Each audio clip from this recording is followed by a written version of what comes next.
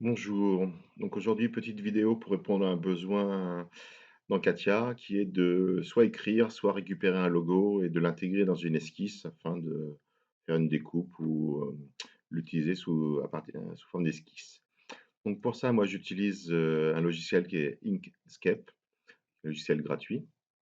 Et c'est grâce à ce logiciel-là que je vais pouvoir écrire et récupérer des logos pour après le rendre.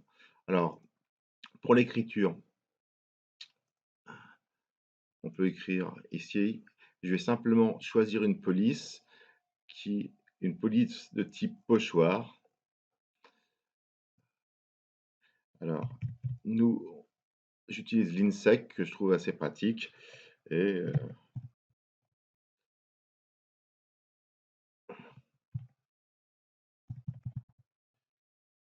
donc,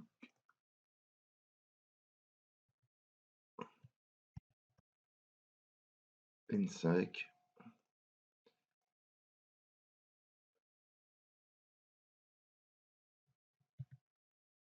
Et on va agrandir un peu la chose. Hop.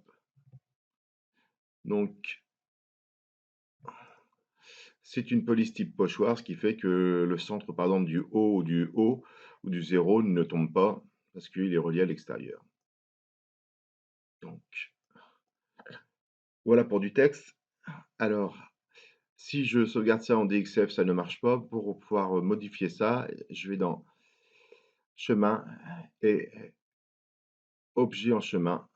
Et je fais cette transformation-là et là, c'est bon.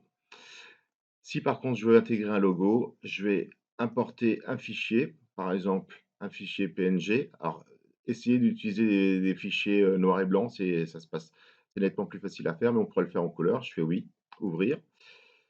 Donc, OK.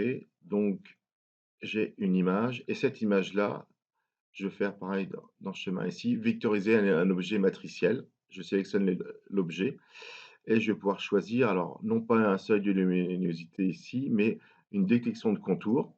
Je peux éventuellement régler les contours avec, régler le seuil de détection et je fais valider. Alors, on voit ici ce qui se passe, c'est validé, mais on voit pas grand-chose, on voit qu'il y a un élément.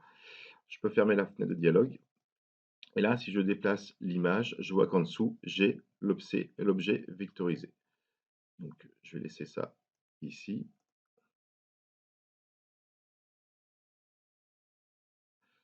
Une fois que j'ai fait ça, je fais exprès de laisser l'image. On verra qu'on ne peut pas récupérer quoi que ce soit avec. Et là, je vais faire fichier, enregistrer sous. Et je prends un fichier de type DXF. Test. OK. Je vais dans Katia maintenant. Je vais ouvrir le fichier DXF. Il fait une conversion pour le transformer en fichier drawing. Et je m'aperçois que la police a bien été traduite, la poire est aussi mise, on voit qu'il y a deux contours. Et maintenant, ça, je vais pouvoir l'utiliser. Donc, je vais sélectionner tous les éléments ici, faire un copier. Je vais maintenant pouvoir créer une nouvelle pièce, faire une esquisse sur un plan. Et là, je vais faire clic droit, édition, coller. Alors, il n'apparaît pas forcément, mais voilà, et voilà l'ensemble qui a été collé. Je vous conseille de remettre les couleurs en automatique pour retrouver les contours blancs.